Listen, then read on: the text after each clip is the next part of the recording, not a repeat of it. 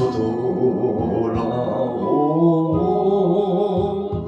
어서 돌아만오 지은 죄가 우리 무겁고 그 길로 주었지 못한다고 못 받으시리요 우리 주의 넓은 가슴 하늘보다 넓고 넓어 어서 돌아오 어서 돌아만오 우리 주는 날마다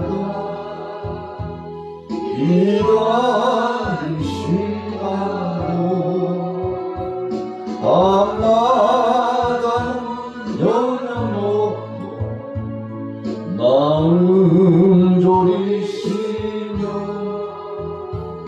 나간 자식 돌아오기만 밤새 기다리신다고 어서 돌아오 어서 돌아만오 채찍맞아 하도 주님의 손으로 내리시고 어루만져 위로해 주시는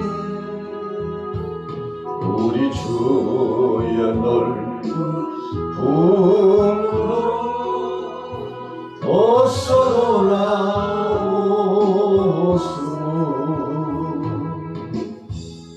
하나님 나라에 대한 비유의 말씀입니다. 자, 그렇다면 하나님 나라는 무엇입니까?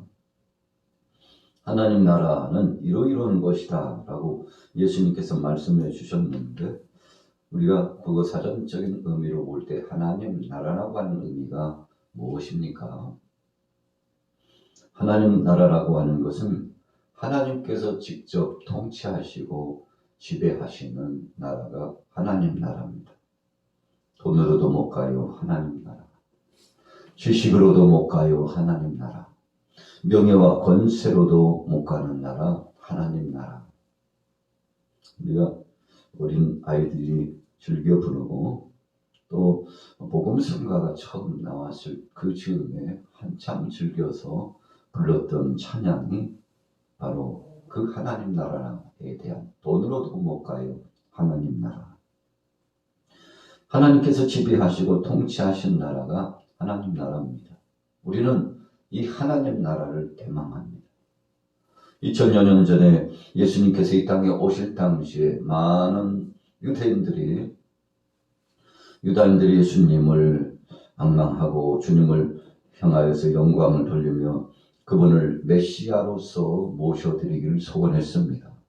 물론 그들이 생각했던 것은 영적인 메시아가 아닙니다. 정치적인 메시아를 원했죠. 정치적인 메시아는 바로 이 땅에서 주님이 왕이 되시고 바로 그분이 등극해서 왕이 되신 다음에 분봉왕도 다 쫓아내고 로마의 철권 통치도 다 주님께서 축출하시고 그리고는 이제 자유로운 나라, 유다 나라를 건설하셔서 그래서 예수님이 왕이 되시면서 정치적인 해방의 역사를 주시기를 원했죠. 그래서 많은 사람들이 예수님을 따랐습니다. 광야에서도 그랬고 주님이 가는 곳곳마다 예수님을 쫓아다니면서 그분과 함께 하기를 소원했습니다. 물론 예수님과 함께하면 질병이 떠나가고 귀신의 권세가 제압되고 죽은 자가 살아나고 어떤 질병이라 할지라도 주님 앞에 가지고 나가면 치료되지 못할 질병이 없었습니다. 그래서 예수님과 함께하고 있는 동안에 과연 메시아다, 과연 메시아다. 영적인 의미로 이사야서에 말씀한 것처럼 그분이 함께 하셔서 하나님 나라 천국 파라다이스가 건설되고 이루어진다는 영적인 개념의 하나님 나라에 대해서는 관심은 없었습니다만, 그러나 육신적으로 이 땅에 살면서 예수님이 지도자가 되시고 예수님께서 통치하시는 나라가 됐으면 좋겠다고 소원했던 것은 참 안타까운 것입니다만 육신의 떡의 문제 때문에 그런 것입니다. 의식주의 문제 때문에 그런 겁니다. 나라가 평안하고 강성하여 서기를 원했습니다. 빼앗겼던 그 나라가 회복되기를 원했습니다. 빼앗긴 주권이 회복되기를 원했습니다. 그러나 오늘 본문 말씀에서 예수님께서 나타내 주신 하나님 나라라고 하는 것은 이 땅에서 주님이 지배하시며 통괄하시고 통치하시되 그분이 이끌어주시는 것도 포함됩니다만, 그러나 더 중요한 것은 우리 육신의 장막집이 벗어던져지고 쇠하지 아니하는 영원한 나라, 천국, 바로 그 하나님 나라에 대해서 예수님께서 말씀을 해 주셨던 것입니다.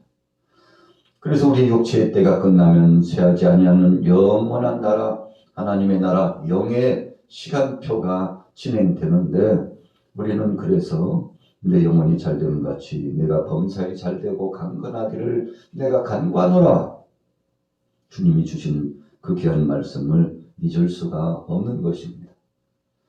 어떤 때 우리는 영적인 것보다도 육신적인 것을 앞세우고자 할 때가 많습니다. 왜 그러나요? 눈에 보이는 것은 우리로 하여금 혼돈케 하고 우리의 판단을 흐리게 하고, 눈에 보이는 것 그것 때문에 감추어진 비밀스럽고 복된 영광스러운 하나님 나라에 대한 마음을 갖지 못하도록 방해하기 때문에 그렇습니다. 우리가 보이는 세계도 있습니다만 보이지 않는 세계도 있습니다. 그러나 눈에 보이지 않고 감각적으로 잘 느껴지지 않는다고 해서 부정합니다. 그러나 부정한다고 해서 부정되어지는 것은 아니죠. 보이는 것보다 보이지 않는 세계가 훨씬 크고 아름답고 보배롭고, 그래서 하나님께서 영적인 눈을 열어주시면 장차 도래할 그 나라가 더 열려지고 보여지게 되겠습니다만, 자, 오늘 예수님께서 우둔하고 미련한 인생들을 향해서 비유로 하나님 나라에 대해서 말씀하셨습니다. 자, 왜 비유로 말씀하셨을까요? 종종 제가 말씀을 드렸습니다만, 첫째는 깨닫게 하려고 비유로 주십니다.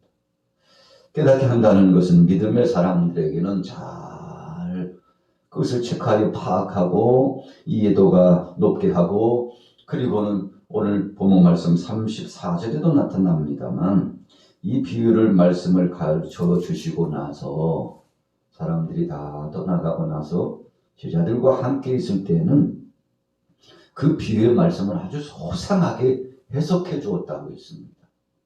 자, 여기에 비밀이 있습니다. 그래서 비유로 말씀하셨구나. 이 비유로 말씀하신 건 믿지 않는 사람에게는 심판이라는 뜻입니다. 무슨 심판입니까? 깨닫지 못하고 이해하지 못하고 받아들이지 못하고 순종하지 못하고 끊임없이 거역한 자들에게는 하나님께서 감추기를 원하셨다고 했어요. 어찌 보면 조금 이해가 되는 듯 하지만 이해가 되지 않는 점도 있지 않습니까? 그러나 하나님의 속성과 섭리는 성경 속에 이와 같은 원리와 섭리가 가득 차 있다는 것입니다. 불순종하고 거역하는 사람들에게는 하나님이 허락하신 예가 한 번도 없습니다. 그래서 여러 가지 죄악의 역사는 우리가 용서함을 받지만, 오늘 3장 28절에 보세요. 내가 진실로 너에게 이르노니 사람이 모든 죄와 모든 모독하는 일은 사하심을 얻되 누구든지 성령을 모독하는 자는 영원히 사하심을 얻지 못하고 영원한 죄가 되느니라. 지난번에 재해석해 드렸습니다만, 성령 모독죄는 회개하지 않는 죄입니다. 성령 모독죄는 하나님의 뜻을 쫓아나가지 않은 불순종의 죄입니다. 성령 모독죄는 하나님 앞에 영광이 되는 줄 알고 있음에도 불구하고 그것을 대적하고 방해하고 그리고 거스리는 죄가 바로 성령 방해죄입니다. 여러분, 예배를 회방하면 성령 방해죄예요. 오늘 주님이 말씀을 주셨지만 이거 거역하면 성령 방해죄입니다. 그래서 거역하는 자들, 불순종하는 자들, 주님의 뜻을 쫓아 따르지 않는 세대에게는 용서함이 없다. 그런 아주 강력한 메시지를 예수님께서 주셨죠. 자, 그래서 비유로 말씀해 주신 거, 첫째, 믿음의 사람에게는 더 잘 깨닫게 하려고, 믿지 않고 불순종하고 거역하는 사람들에게는 더 이상 기회를 줄 수 없다고 확연히 심판을 선언한 예가 바로 비유에 대한 말씀입니다. 그래서 조용히 제자들과 함께 있을 때는 내가 아까 이야기할 때는 잘 깨닫지 못하고 알지 못했지. 그러나 알지 못하고 깨닫지 못하는 너희들을 위해서 내가 소상히 설명해 주겠다 하면서 더 구체적으로, 자, 34절 후면에 보니까 그 제자들에게 모든 것을 해석하시더라. 여러분, 성경을 우리가 일반 사람들이 그냥 읽어서 잘 이해하지 못합니다. 에디오피아 내시를 향하여 빌립이 가서 성경을 잘 불어 해석을 해주죠. 다 이유가 있는 것입니다. 여러분, 그래서 하나님의 말씀은 그냥 읽는다고만 깨달아지는 것이 아닙니다. 끊임없이 설교 시간을 통해서, 또 양육의 시간, 큐티 시간을 통해서, 또 구역 예배를 통해서, 구역장님들을 통해서, 또 영적인 지도자, 멘토를 통해서 계속 그 말씀에 대한 재해석을 받아야 합니다.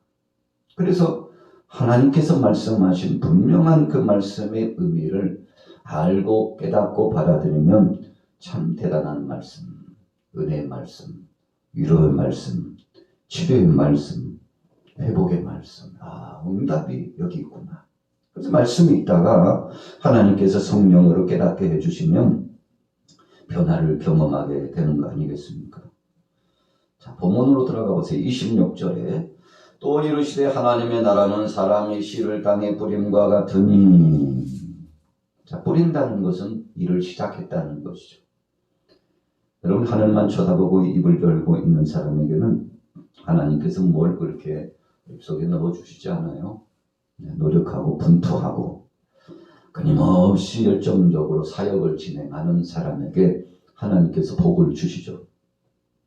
그래서 심지어는 일하지 않는 자는 먹지도 말게 하라 하셨더니 아주 분명한 말씀을 주셨어요. 아버지께서 일하시니 나도 일하신다.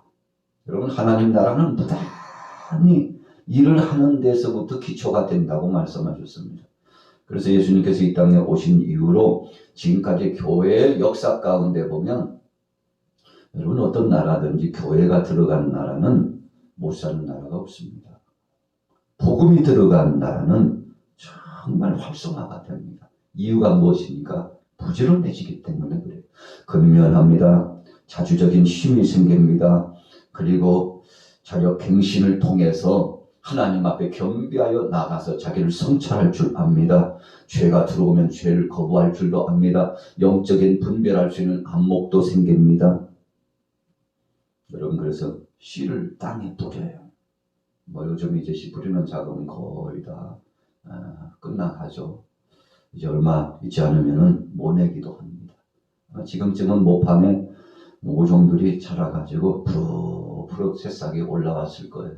좀 이른 곳은 이미 모내기를 한 곳도 있을 것입니다. 여러분, 이 기초 작업이 중요해요. 씨를 땅에 뿌리는 거예요. 하나님 나라라고 하는 것은 수고하고 애쓰는 열정 속에 나타나요. 우리 양마교회도 이제 5월 첫 주 돌아온 주일부터는 이전의 코로나 시대의 상황을 다 정리하고 이제 가슴을 활짝 제껴 힘차게 열고 하나님 앞에서 사역을 정진하기 위해서 부단히 새로운 마음으로 가자, 이런 모토를 가지고 시작하고 있지 않습니까? 이전과 같은 똑같은 삶을 살아서는 안 되고 그렇게 신앙생활을 해서는 안 된다. 그래서 예배를 회복하고 기도와 영성 회복을 위해서 우리가 소원하고 나가고 있지 않습니까? 당연한 것입니다. 교회는 정체되어 있어서는 안 됩니다. 끊임없이 복음을 증거하고 부지런히 사역을 진행합니다. 여러분, 이렇게 함으로 하나님이 영광을 받으시거든요. 27절에 그가 밤낮 자고 깨고 하는 중에 씨가 나서 자라되 어떻게 그리 되는지를 알지 못하느니라.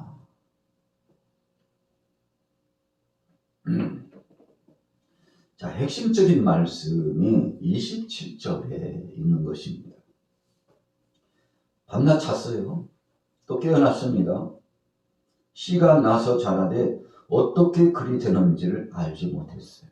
여러분, 농부가 가서 씨를 뿌리고 파종을 하고 이제 시간차가 되면서 자라고 잎이 번성하고 가지 줄기도 뻗쳐나가고 나중에는 이제 꽃도 피고 열매도 맺혀지는데 잠을 자고 일어나고 나가보면 또 달라지고 비가 오고 나서 가보면 또 달라지고 참 신기해요. 예수님께서 농사 짓는 농사법을 통해서 하나님 나라를 비유로 말씀하셨는데 이 말씀의 진정한 의미가 무엇입니까? 우리 힘대로 되는 것이 아니라고 말씀하는 겁니다.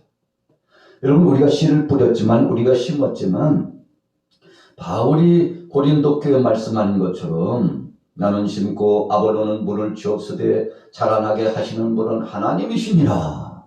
왜 그런 말을 했습니까? 우리는 하나님 앞에 보면 아무것도 아니라는 것입니다. 우리가 한 것 같지만 우리가 아니요. 내가 한 것 같지만 내가 아니요. 하나님이 하셨다고. 그래서 교회가 얼마나 시끄러운지 어수선해서 바울파, 아볼로파, 게바파 그냥 파단이 생겨가지고 어수선해서 고린도 교회가 하나님 심판받기 직전이 되었어요. 그래서 바울이 다 무엇이냐? 자기도 부정했어요. 아볼로가 다 무엇이냐? 게바가 다 무엇이냐? 모든 사역자들 그리고 주님 앞에 부름받은 사도들도 다 부정하겠습니다. 그래서 모든 이들이 자기 부인을 해야 된다고 선포한 다음에 우리가 한 것이 아니다. 나도 아니고 아볼로도 아니고 여러분들도 아닙니다. 하나님이 하신 것입니다. 여러분, 교회 역사가 안정권에 들어가고 늘 평화롭고 화기애애하고 하나님 앞에 영광 돌리려면 이런 자기 부인이 필요해요. 하나님이 하신다고. 내가 아니고 우리가 아니고 하나님이 하시는 것이라고 걱정하지 말고 두려워하지 말고 그분에게 맡기자고. 여러분, 이런 마음을 가져야만이 건강한 교회, 화기애애한 교회가 되는 것입니다. 끊임없는 분열과 불량과 이간질의 역사가 끊이지 않는 것은 자기 자아가 계속 돌출되기 때문에 그래요. 하나님 앞에 영광 돌려야 되는데 하나님 앞에 영광 돌리지 못하기 때문에 그래요.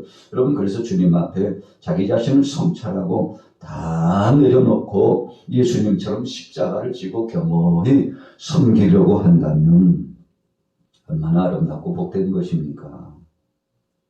그래서 오늘 예수님 말씀하셨어요. 하나님 나라는 알지 못하는 사이에 자라는 것이다. 왜 그런가 하면요, 하나님이 해주시는 것이다. 이 말씀하시려고 그랬어요.